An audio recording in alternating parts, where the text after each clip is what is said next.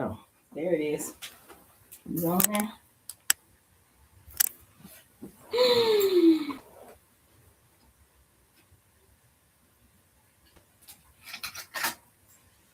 Can you see yourself? Yeah.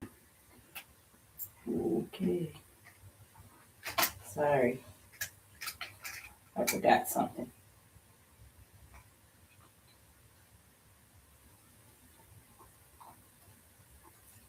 Yeah, am I green? Mm-hmm. Am I green? Yeah.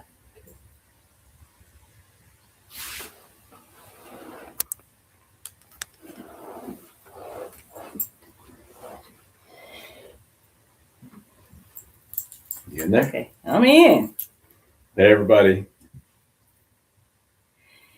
I got my baby daddy with me today.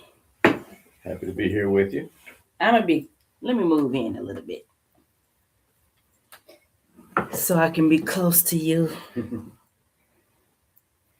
So you're gonna move up a little bit so you can be close to me? Yeah. So today we have promised to be consistent with doing our live streams every Wednesday at 2:30. So no matter what, we are going to come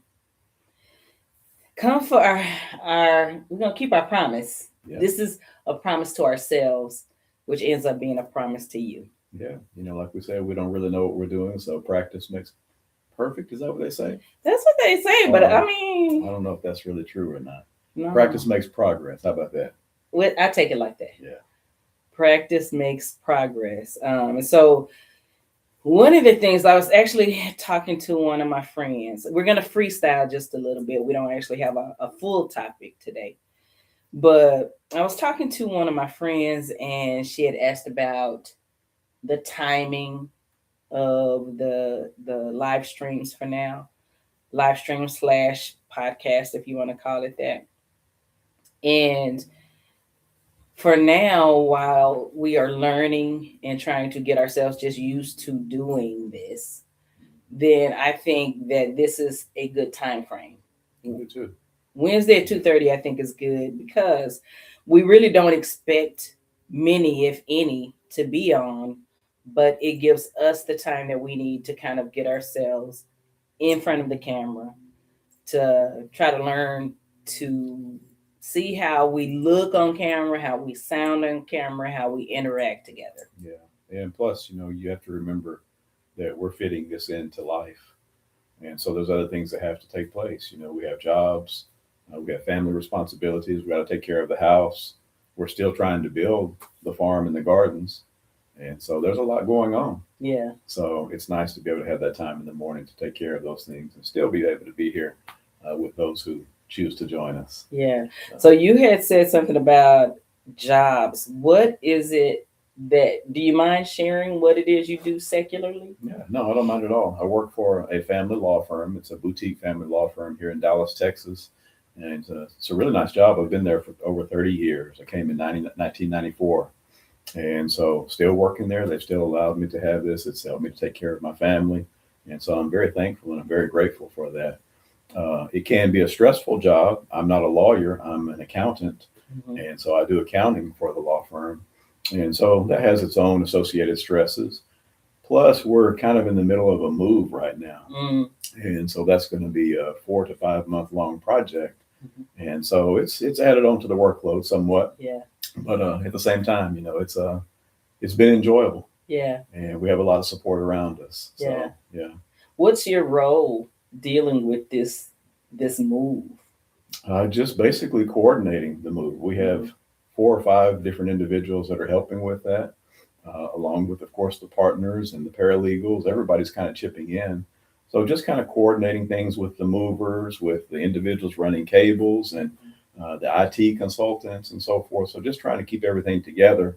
But of course, it really helps having able hands behind you. Yeah. And so we're just kind of working together on the project and little by little just pushing the ball forward. Yeah. And hopefully by the middle to end of February, we'll be in our temporary location. Uh-huh. And then hopefully by August into our remodeled offices. So we're looking forward to that. Okay. It'd be nice. So in addition to you being a father, being a husband, building a business, being a son, you also have like a real job you have to do. Yeah, right. Exactly. Yeah. And Wednesdays had been his day off, but due to this project working, he's doing some work on Wednesday. So it's kind of a treat to have him with me today. And hopefully it's a treat for you to see us together. Yeah, it's definitely a treat for me to be with you and to be with the YouTube family, whether it's live or whether it's recorded. We definitely appreciate anyone who tunes in. Again, we just want to give you a little bit of knowledge about who we are, what we're trying to accomplish.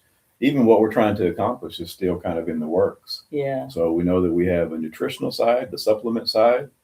We have a coaching side where you're trying to help individuals with fitness goals and just life goals in general, but then also making sure that we have laid the groundwork for what we have coming in the spring and the summer Yeah. with our growing. Yeah. And, just kind of thinking about that, this would be a nice year for us to be able to have that goal of being able to use what we plant in the spring and the summer to get us through the fall and winter Mm-hmm. for a family of 4. Mm-hmm. So hopefully, eventually, we'll be able to have enough to share. Yeah. But right now, just to be able to supplement what we currently have and to be able to provide resources for us for the fall and the winter Yeah. is kind of the goal. Yeah.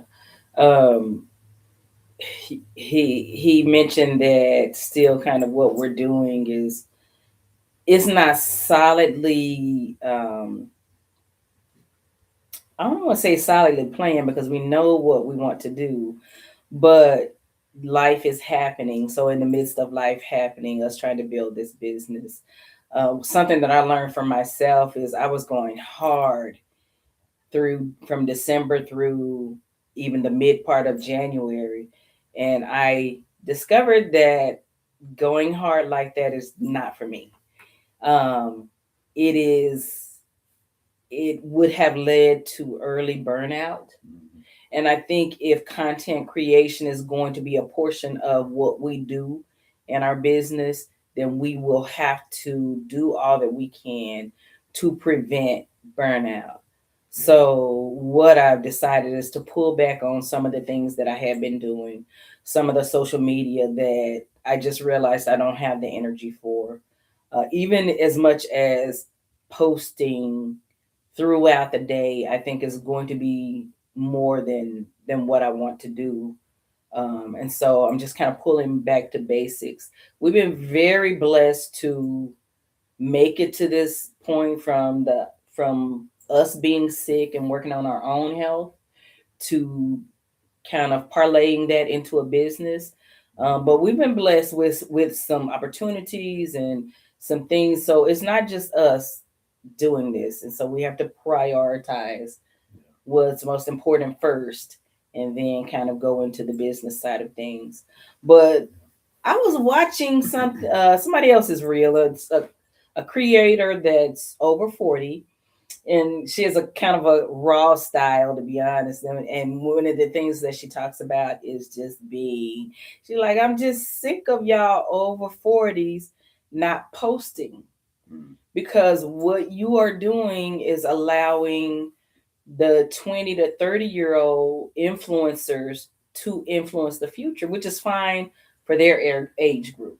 Yeah. But what are your thoughts on allowing them to be the ones? Because when we go search, we search on YouTube, we search on any social media, you're going to see those 20 and 30-year-olds. They working hard. Yeah. What are your thoughts, though? I think it's just kind of a natural progression because obviously 20 to 30-year-olds grew up with the internet. They grew up with a lot of the technology that, frankly, we in our 50s are still trying to learn how to use. Mm-hmm. It takes us a little bit longer to be able to figure it out. Of course, once we figure it out, we can learn new things. Mm-hmm. We can use them very capably, but it comes so much more natural to the 20 and 30-year-olds. And so they're used to that. And they're used to posting. They've been doing it since high school age, if not earlier. Yep. And so creating content comes natural. Mm-hmm. And I think for those of us who create content, especially associated with the business, it's something added that we do. It's not our main thing. Mm-hmm. And so maybe we don't view ourselves as content creators, but we will be creating content Mhm. because it's associated with our business and with our lives and what we want to do. Mhm. And also just because we want to build a family. It's really nice to have family and friends in our personal social lives, but also here with who we're talking with in our YouTube audience. Mhm. A lot of these are our friends in our personal Mhm. lives, but then others are ones that we're being introduced to through this platform. Yeah. And so it's nice for us, in being in our 50s, to talk about topics that might be of more interest to those that are in their 40s Yeah. and 50s. Yeah. Yeah. But again, we don't want to alienate those that are younger, because obviously it's nice to have friends in younger age groups as well as Mhm. older age groups, because we can all learn from each other. Mhm. So I don't know if that makes any sense, but I think so. But what I and in addition, I don't want to say but because that sounds like a negative. It's not really a negative. Um, what do you think that we bring to the table that maybe when our age group is searching? You know what? it's okay. Don't worry about it. Okay. Yeah, it's no problem. Yeah, I'll use my arm to hide it. Okay. See, that's why you do these things and you learn what the setup is. Right. Um, but what do you think that we bring to the table that maybe they don't have the experience yet with? Some of the same things that we have learned from those in our age group.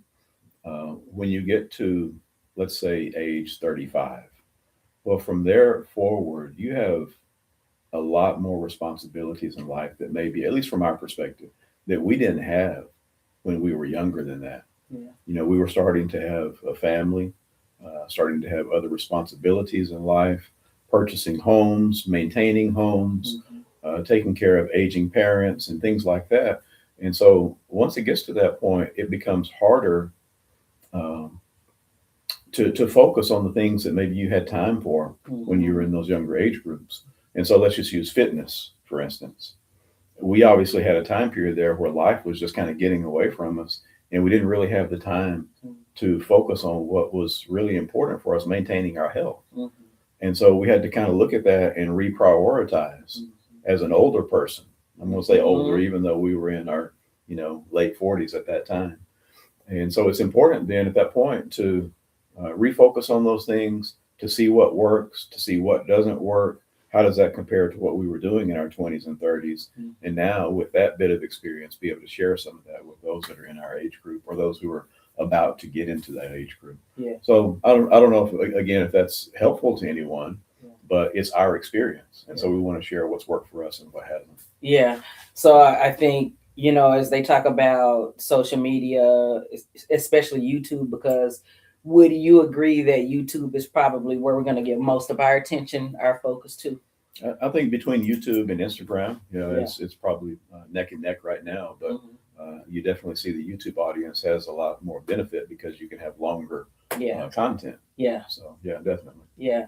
I think that Instagram will feed into YouTube because the Instagram audience is used to a shorter form, whereas we want to get more into a talk style, uh, I guess, expression and also longer videos. So definitely Instagram will lead into, hopefully, into YouTube. But to your point on even fitness, I think that when we were younger in our 20 to 30 year group, and I see this as I am looking on social media with the influencers or content creators that are in their 20s and 30s, um, they don't know yet what it means to try to train with perimenopause. Yeah. They don't know what it means yet to try to train with hormonal issues. They don't know yet, even from a male perspective, how do you think is different that you're training now from when you were athletic as a 20-year-old? You have to learn your body. So I've mentioned this before. Joint problems are quicker to come. Tendon problems and ligament problems are quicker to come. And so you have to recognize those. And whenever they do come, what do I need to do to shift my workout to now take some of the load off, be able to recover, still work the muscle group that I'm trying to work, but then get the tendon right so I can go back to training the muscle. That sounds very technical, but it just means basically that instead of maybe doing a set of, if you're working biceps, for instance, maybe I've done 3 sets of 8 to 12 repetitions. And I've done that for a week, 2 weeks, 3 weeks, 4 weeks in a training phase. Well, that's a lot of load on that muscle, especially if you're working it 3 times a week. Well, now you've seen the gains muscle wise, but your tendons may be aching. Mm-hmm. And so you have to back off, maybe do some isometric training, and then go back to what you were doing previously. So just knowing your body and how to make adjustments. Yeah. And it's kind of fun because really you go into the gym and it almost feels like every time you go into the gym, rather than just thinking about the workout, you're thinking about how to solve problems. Yeah. And how to solve those problems is really what leads you to the workouts again in the future, having success. And by the way, I mean, going into the gym with him, y'all are going to learn how I feel about my man. He just is it for me. So going into the gym with him, it's so funny to see some of the 20 and 30-year-olds that are kind of checking him out. Sometimes they'll stop and ask him how old he is, and that they're hoping that they can still be training like he's training at his age. And so with that being said, that's another reason why we want to talk about it and also have videos to show that as a 55-year-old man, as a 53-year-old woman, you can still train. You just have to be smarter with it. I mean, your form has to be better, else you're going to throw your back out or mess your knees up or something like that. So you can still train very well. You just have to be really careful with it. Absolutely. Yeah, even kind of taking it to the point of training phases. I never like to stay in any one training phase for more than 6 weeks. And so right now, what I've told myself is I want to go in and I want to train resistance training only twice a week. Mm-hmm. And that session may be only an hour long. Now, just because it's twice a week, an hour each session. Chris is saying, hey, what's up, Chris? How you doing, man? Mm-hmm. Good to see you. So just because it's only twice a week and only for 45 minutes to an hour, that doesn't mean that work isn't getting accomplished. Because you do that hour, but as long as you do it intensively enough, then you're going to get benefits. And then now you're going to see benefits from the recovery for the next 2 to 3 days until that next workout comes. And so that phase will last for 4 to 6 weeks, and then we'll try something else. Yeah. So just constantly trying to get the body a little bit confused, a little bit shocked, and then moving into something else. And as for me, I'll at times train with him, and I like to train with him, but then I have to think about being a 53-year-old female. And with that, some of the hormonal issues that I have to deal with, being in perimenopause, y'all can see it. It's what it is. And so sometimes I do more physical, not physical, but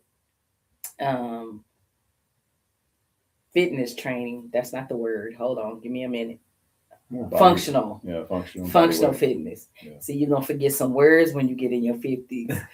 But yeah, so sometimes I do more functional fitness when I'm training alone, or I may need to do some swimming or some sauna work or something like that. Because in addition to being a perimenopausal woman, I also have the chronic pain and fatigue that I have to deal with and kind of work around. Mm-hmm. Yeah. So back to the statement of do we want 20 to 30-year-olds to influence the future? Yes, for them.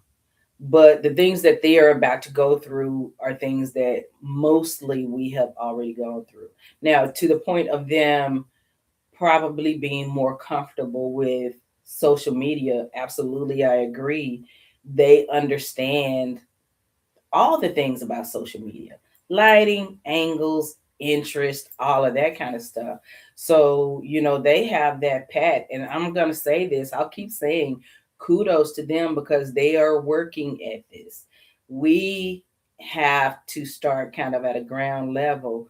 As you saw earlier, me thinking about the lighting and stuff like that. And that's why we're doing all these videos so we can think about what's the best angle, what's the best position in the house, what's the best lighting, because as you can tell, since we ain't the same color, sometimes we have to have different lighting on him or me, because like right now I'm popping, looking all nice and brown. Mm-hmm. My baby daddy. He faded and washed out. I'm sorry, baby. Okay. We need to put some yellow on him. But he not that white in person. I mean, maybe. But I still like it. So, we're learning just the basic things on how to do this. Yeah. Yeah, but it's fun. And again, it's just nice interacting with you guys. And so thank y'all for continuing to join us. We really appreciate it. We enjoy and look forward to these Wednesdays and seeing some of the same folks in here. It's nice to be able to continue those relationships, not only in person, but even online. So we love you guys, love our YouTube family and audience for sure. Yeah, I promised him that we wouldn't be on here long today because as much as we kind of love it, we also have some stuff to do. And Greg's like, "Can I not do it today?" And I said, "Baby, I done told the people you're gonna be on here, so they don't just want to see me. Really, they really kind of like to see you." Yeah, well, I love to see them too. And so thank you guys for joining us this week. We really appreciate it. We hope to see you guys next Wednesday if you're available. And again, it doesn't always have to be live. We welcome you as viewers on the recorded stream as well. Absolutely. There will be another live stream, though. I am doing one on Monday, this coming Monday at noon. So something is happening that I'm super excited about. I have been asked if I would be willing to have other people on what we're calling our show. It's really our channel. But if you're learning anything about YouTube, you will understand that they're really trying to make it like TV. And that's why you're seeing so many podcasts and so many kind of sitcom looking pages, because that is what they want and that's what they're pushing. So I have been asked if I would be willing to have other people on the show. And I'm like, yeah, absolutely. So on Monday, I have another one of my friends who is a creative. And she's an illustrator, and she's a poet, and she creates things. She's also bipolar. And so on Monday at noon, I will be having her on the show with me, and we'll talk a little bit about her experience as a person with bipolar and a creative person with bipolar. I heard she's recently got into photography as well. So yeah, can't wait to hear how that's going for her. It's kind of cool. I personally think that bipolar disorder diagnosis can be a superpower. Now, if you maintain it, but I think it can be a superpower because it tends to make people creative, I think. So Monday at 12 noon Central Time. We look forward to that. All right. Well, thanks, guys. As always, like, subscribe. We look forward to seeing you guys again and hope y'all have a great Wednesday and a great rest of the week. And we'll see you then. All right. Take care. Bye. Bye, guys.